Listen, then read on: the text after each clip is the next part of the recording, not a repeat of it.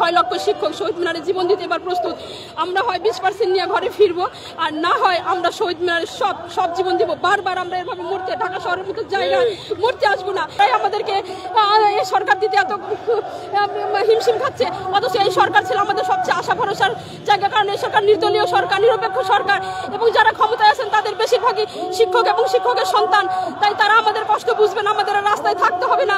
আমরা এটি ভেবেই আজকে এখানে আসছিলাম, কিন্তু কি দেখলাম, স্বাধীনতা 54 বছর আমরা যে বৈষম্যের মধ্যে পড়ে আছি, এখনো আমরা সেই বৈষম্যের মধ্যেই পড়ে আছি।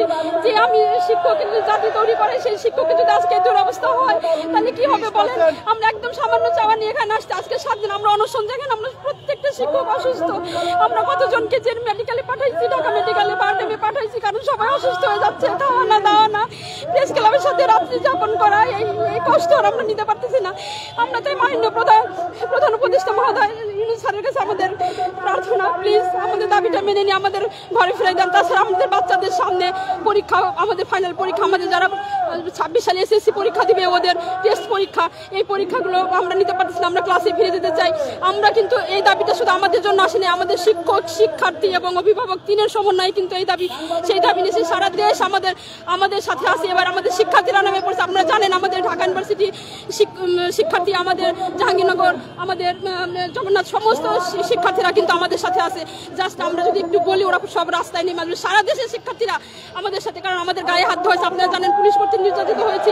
একটা পুলিশ একটা শিক্ষকের গায়ে হাত দিয়ে, আপনারা চিন্তা করতে পারেন এটা কতটা কষ্টের। পুত্রের হাতে পিতা নির্যাতিত হয়েছে, যে পুলিশকে আমরা তৈরি করে দেই, বাবা সোনা লক্ষ্মী করে বড় করে দেই, জাতির সামনে আনি, ওদের উপরে উঠাই দেয়, তখন তারা এসে আমাদের গায়ে হাত দেয়। তারা তাদের গোড়া ভুলে যায় যে আমরা এই শিক্ষকের হাত ধরে আজকে এত বড় পজিশনে আসছি, আমরা মানুষ করে আসছি, আমরা এদের হাত দিয়ে মানুষ হয়ে আসছি। সেই তারা আমাদেরকে গায়ে হাত দেয়। এটা না একবার না, শুধু এরা বহুবার করেছে। তো সেই নির্যাতনের মধ্যে আমরা এখনো ঠিক আছি। এমনি জানেন আমরা আমাদের আর্থিক অনটনের কারণে আমরা অর্ধমৃত অবস্থায় বেঁচে আছি, না বাঁচতে পারতেছি ভালো করে, না মরতে পারতেছি। এবার আমরা হয় মরবো না হয় বাঁচবো। আমরা যদি জীবন দিতে হয় আমরা শহীদ মিনারে দেব। 6 লক্ষ শিক্ষক শহীদ মিনারে জীবন দিতে এবার প্রস্তুত।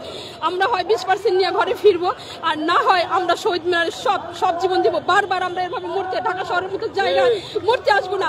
আমরা এবার একবারই মরবো, এবং সেটা যাত্রী আমরা আমাদের দাবি নিয়ে 20% দাবি নিয়ে তারপরে আমরা ঘরে ফিরবো। সরকার মহোদয়, যত তাড়াতাড়ি আপনারা আমাদের দাবিটা পূরণ করবেন, আমাদের এই চাওয়াটা মেনে নেবেন, তত তাড়াতাড়ি আমরা ঘরে ফিরবো, তত তাড়াতাড়ি সেটা দেশের জন্য এবং সবার জন্য মঙ্গল। শিক্ষক শহীদ মিনারে কাঁদতেছে, সারা বিশ্ব জেনে গেছে, সারা বিশ্বের কাছে আমাদের ভাবমূর্তি নষ্ট হইতেছে। শিক্ষক কেন রাস্তায়, কোনো দেশের শিক্ষককে কোনোদিন রাস্তায় নামতে হয় না, শুধুমাত্র আমাদের দেশের শিক্ষকদেরকে রাস্তায় নামতে হয়। 12.5